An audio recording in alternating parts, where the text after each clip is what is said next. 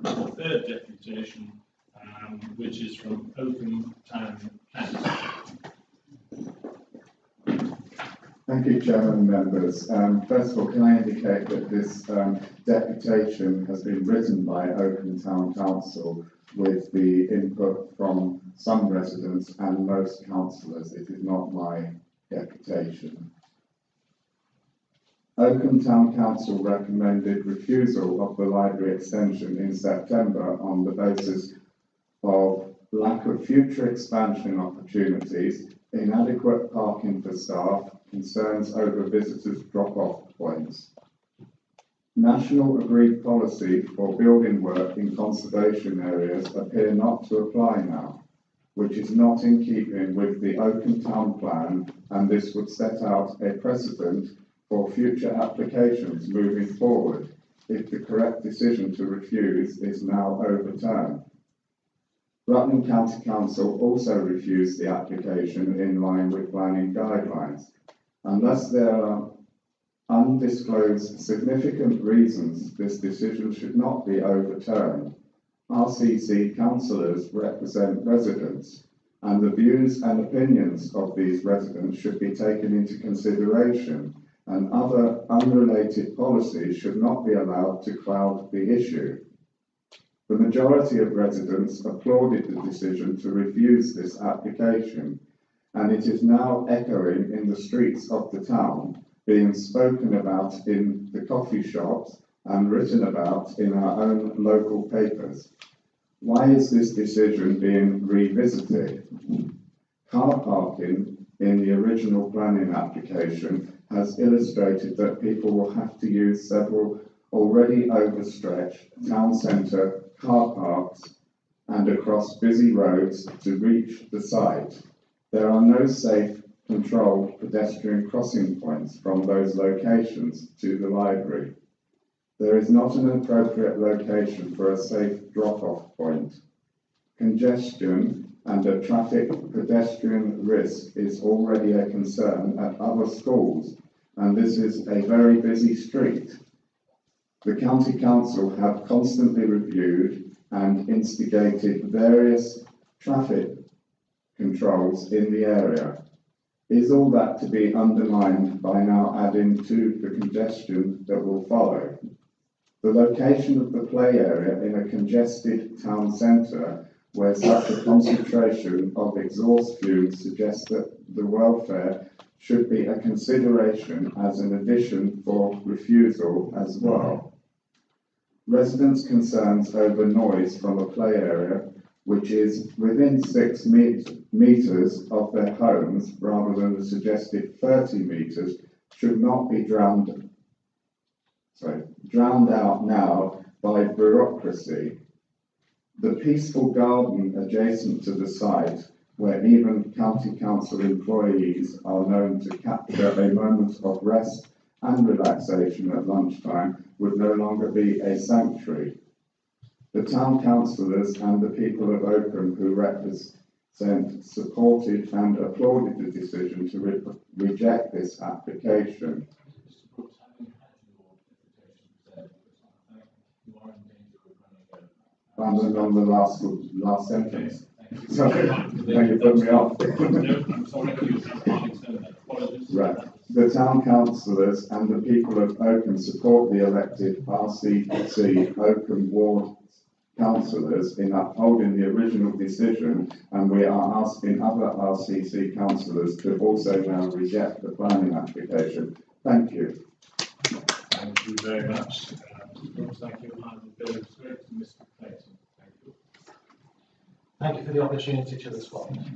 We note that when Oakham Town Council considered the application on the 29th of September, as you set out, the grounds for refusal were the lack of future expansion, inadequate parking for staff, visitors and drop-off areas.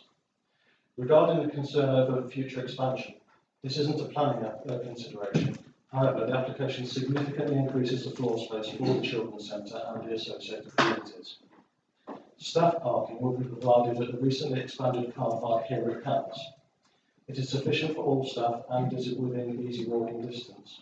However, a further increase of capacity within the car park's existing footprint is also planned, and will ensure that there is no net loss of parking provision within the town. For users of the service, 10 dedicated spaces will be available in the museum car park. Turning to drop-offs, the way that children's centres operate makes drop-offs unlikely, as children are accompanied by their parents or carers throughout their visit, which tends to be for 1 or 2 hour sessions. We believe that drop-off on Bull Lane in particular is unlikely, as it is on the opposite side from the facility entrance and families would have to walk all the way around the library to access the service. Regarding pedestrian safety, the Highways Authority have raised no objections and have highlighted that despite existing high use of the library by children and families, there have been no related accidents. As I previously mentioned, ride time at the library attracts a significant number of families with no traffic disruption. For context, the Oakham Library attracts around 90,000 visitors a year, a very large number of people which we've not had any issues with previously. In relation to exhaust fumes, this comment would equally apply to any recreational area in the town centre, including the Peacock Garden next to the facility. We have looked into this issue further, and a 2015 assessment of local air quality has not identified any concerns relating to air quality in this area, and in fact notes an improvement in air quality since the opening of the bypass for this location. The proposed supervised outdoor activity area is surrounded by a 6-foot high wall and is somewhere away from moving traffic. Finally, regarding concerns about potential noise, the majority of children that use the centre are under 2 years of age. The Peacock Garden itself is used by all ages, including children, as a recreational area and is next to a mini roundabout with no screening. We don't therefore believe there will be any significant increase in noise caused by the development. Thank you. Thank you. Members, do we have any questions? Yes, Councillor, please. And your question is? Mr. Brookes, Mr. Clayton has actually stolen my thunder, but just on the issue of noise, is it such a great criminal act if someone sitting in Pleasant Gardens hears some 0 to 2 year olds playing and laughing and giggling? And if so, will Oakham Town Council put that sign on all its parks? I'm not sure. Unfortunately, Chairman, I was only given authority to read the deputation, and as a councillor I would be in breach of the code of conduct if I answered a question unilaterally on behalf of Oakham Town Council. But on a personal basis, Mr. Waters, I don't think they would do that. Okay, thank you very much, Mr. Brooks. Members, any other questions? If not, I will move to the 4th deputation. So the 4th deputation is from Mr. Woodley on behalf of residents. Mr. Woodley. So, the Development and Licensing Committee expressed concerns which we echo for the refusal of the proposal to be upheld, subject to your changes of your conditions earlier. We believe that the agenda item 8, which is to approve the planning application, has a flawed conclusion, and we draw your attention to the following items. Section 3, design and impact on conservation area. 3.1, parapet roof, even though it is stated is not visible, it is in fact still there and therefore contrary to recommendation. 3.2, two wrongs don't make a right, and extending the use of cladding will set a precedent for other residents to use this material in a conservation area. 3.3 and 3.4. As has been seen through the installation of the temporary simulated extension, the site clearly is visible from the street scene. The deciduous trees do not screen adequately during autumn and winter, and neither does the stone/mud wall, as it is visible above the wall from the open space on the corner of Stamford Road. 3.5. While we note the changes, it does not address the concerns about an adequate dropping off area. Section 4. Conservation Advisor's specific comments. Section 72 of the Planning Act 1990. The acknowledged harm by this proposal does not outweigh the public benefit, as the proposal targets a low facility usage of 9 to 15 users in 2 2-hour sessions a day.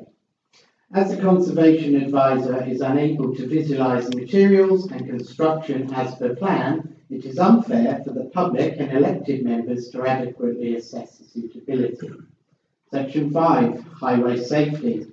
The proposed parking facility at the museum, though 120 metres and one main crossing away, exposes mothers with young children and modern-sized buggies to an exaggerated risk due to the lack of site suitability for on-site parking. Section 5.2. Supervision does not diminish the risk from the lack of on-site parking. 5.3. We anticipate an increase in traffic accessing and exiting Bull Lane due to supporting deliveries and drop-offs. 5.7. Accident records highlighted a number of recorded accidents that are due to carelessness, recklessness and excessive speed. This is in direct contradiction to this being a low-risk area for the public. Clearly, the lack of a speed survey demonstrates a lack of due diligence in the submission as evidence. Absence of zebra crossing site suitability does not remove the need for a zebra crossing to protect the public. Parking. The lack of a quick fix, as referenced, does not provide safeguarding for the public. 5.8. The evidence in the form of accident reports with no other evidence-based assessment actually highlights the safety concerns for refusal. And finally, the formal objections to the planning do not reflect the actual opposition felt by the general community. We would like the elected members to consider that when you have choices that seem hard to make, listen to the will of the people, and the choices are always easy.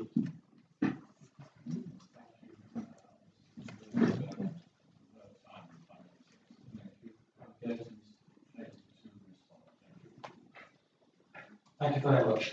I think most of the points that you've raised have been covered previously.